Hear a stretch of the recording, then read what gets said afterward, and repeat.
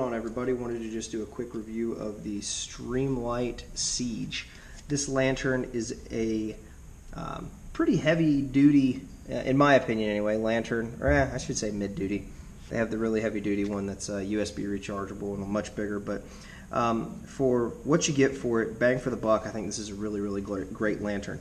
I was able to pick this one up on sale for about 35 bucks, so value for me is outstanding. So wanted to go over a couple of things real quick, just some quick specs on the light. At the highest output, it will put out 540 lumens for 30 hours. Medium is going to be 70 hours at 275 lumens, and low is 55 lumens for 295 hours.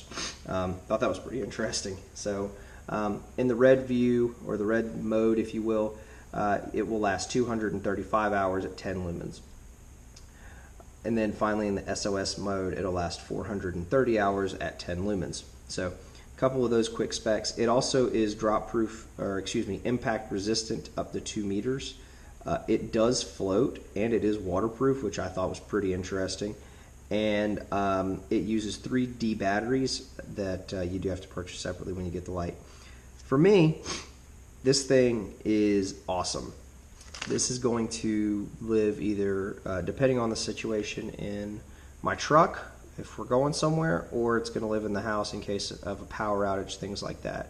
I live in South Carolina. We had quite a few power outages due to tornadoes and storms this year, and so it kind of prompted me to want to get a light, or excuse me, a lantern. You know, got a little bit of heft to it, but it's a good heft. The big thing is that it floats, so if anything were to happen and you were to dump this in the water, in the river, it's not going to go sinking straight to the bottom, which is awesome. The other thing that really sold me on this is the output, the high output, and how long it will last. 540 lumens at 30 hours. That's phenomenal, guys. I wanted to go over a couple of quick things about the light. Number one, for me, and this has been on a couple other lanterns that I've had, the handle. I really like the positive detent. So if you just kind of drop, you know, if you're holding it like this, set it down, just kind of push it, it'll lock into place. I think that's phenomenal. It doesn't go anywhere. It's pretty solid. It's not going to jiggle around or bang around, which is awesome. One of the things that I think they did a great job of is not only do they have a handle, but they have these D-ring clips or detent clips or carabiners or whatever you want to call them on the top, as well as they fold flat onto the bottom. Now, for me, if you're going camping or something like that, you can suspend this upside down and you have a bunch of great light. It's phenomenal. If you need even more light, less diffused light, this pops off and you can hang it upside down to expose the bulb. See if you guys can see that here. And it gives you a much less diffused light, a much more scattered light, which I think is pretty great. To back up the claim that it is water resistant and waterproof, there's your O-ring on the top, and I will show you the O-ring on the bottom. Let's see here. Snap back on, and again, this just twists and locks into place. When you do lock it into place, it's very positive, so it's not like, is it in there, is it not? You'll know if it's there. And then on the bottom, you've got your O-ring right there. 3D batteries, again, not included. But you know, I've said this before on the couple other of the Streamlight lantern reviews. It sounds really dumb, but that notch down at the bottom that matches up with this notch at on the base makes it super simple to put this thing back on. You know, right where it's going, push it down, click it in, boom, you're done. Streamlight, phenomenal job on the light. I really like it. I'll give you guys a really quick view of the output. So unlike the Siege AA, this light will actually start off on the 540 lumen mode. For me, that is one knock I have against it. I like that you can push the button and have the lumens go up as you push it versus starting up all the way at the top and then dropping down. Personal opinion, take it for what it's worth. So we're going to hit it once and we'll go to the 540 lumens. Then we'll drop down to 70. Well, hold on. 540, 70,